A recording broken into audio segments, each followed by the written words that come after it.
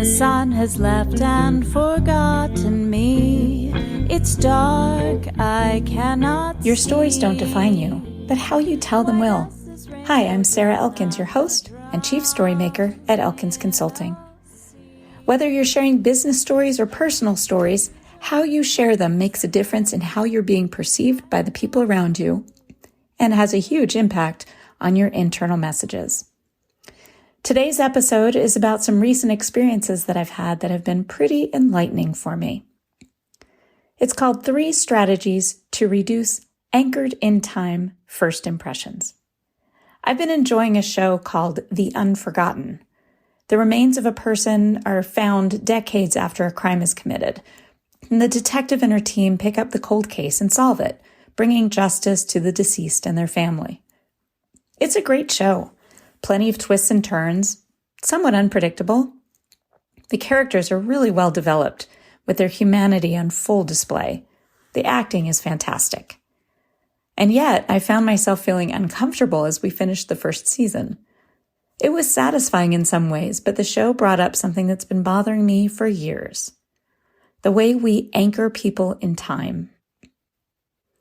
It was the end of the season when they made the arrests, and the people being held accountable for the crime they committed decades before were in many ways very different from the people they were when they committed it.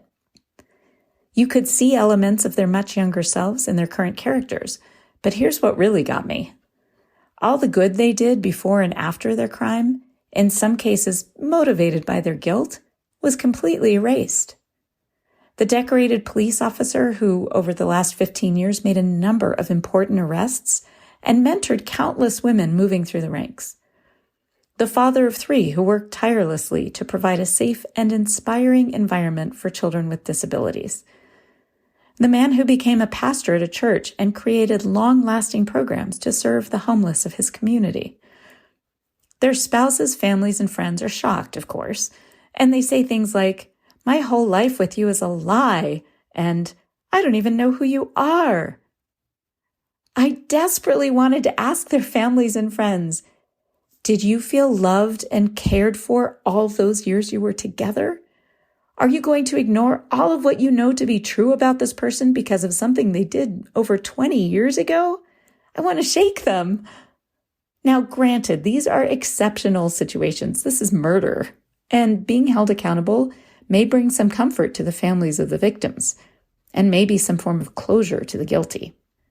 But to label them and keep them frozen in time, I don't know. I'm not okay with that. We do this to people every day for far less serious crimes. My friend's feelings were hurt when she approached a musician to tell her how wonderful she thought she was. And the musician, not paying attention and a little distracted from the performance, had an unwelcoming expression on her face. My friend perceived a slight in that moment, and her feelings were really hurt. And the next time she saw mention of that musician on Facebook, she told the story of her experience in the comments. She labeled that musician as unfriendly and rude, publicly, based on one interaction. Labels are a form of judgment, and no one likes to be judged, especially from someone else's limited information about us. Now, I've been on the other side of this scenario, an oblivious moment in time, and I was publicly labeled. That label will be sticky for some who experience it. All the good I've done before and all the good I do after is meaningless to those who believe that label without even knowing me, because of one moment in time. Ouch. The experience has me digging into the times I've labeled people after an interaction, and I'm working on some strategies to avoid doing it while still being discerning about people when necessary.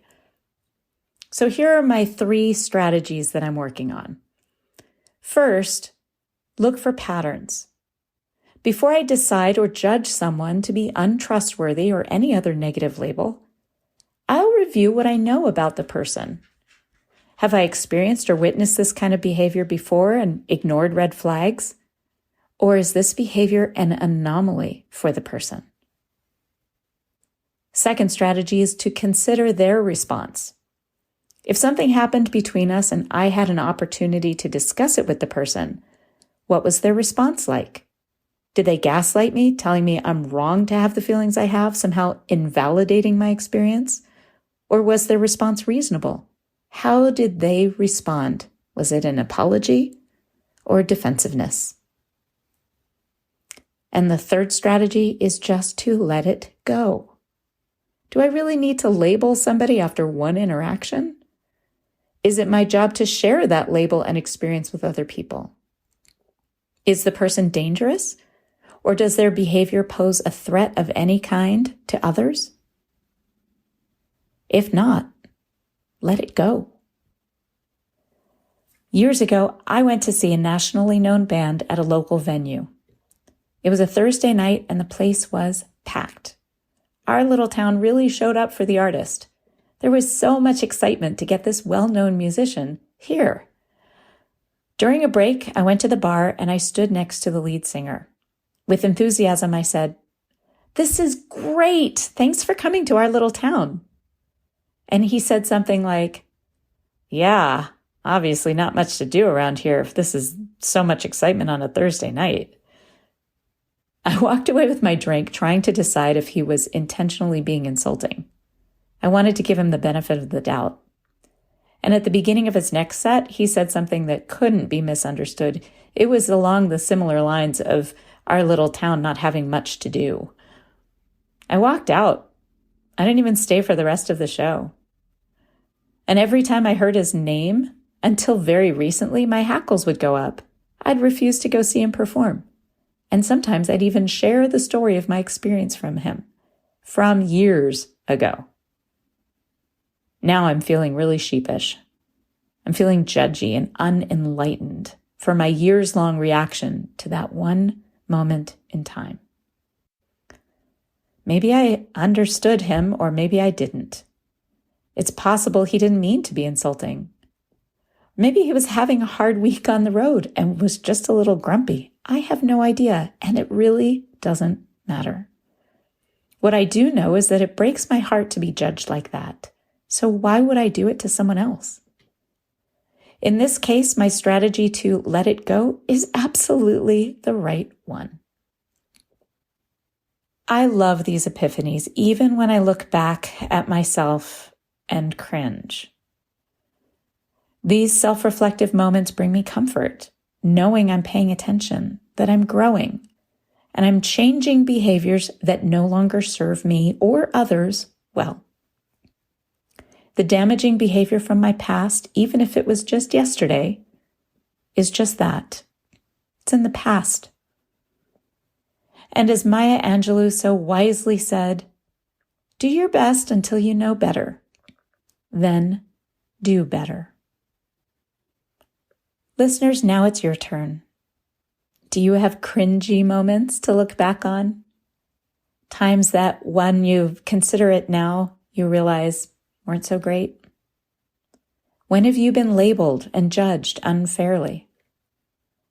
Are there stories about people in your past that maybe it's time to reconsider before sharing them again? I hope that something is changing for you as you listen to this, because the stories you share about other people say a lot about who you are. Thanks for listening. Smile, what's the use of crying? You'll find that life is still worthwhile if you just smile.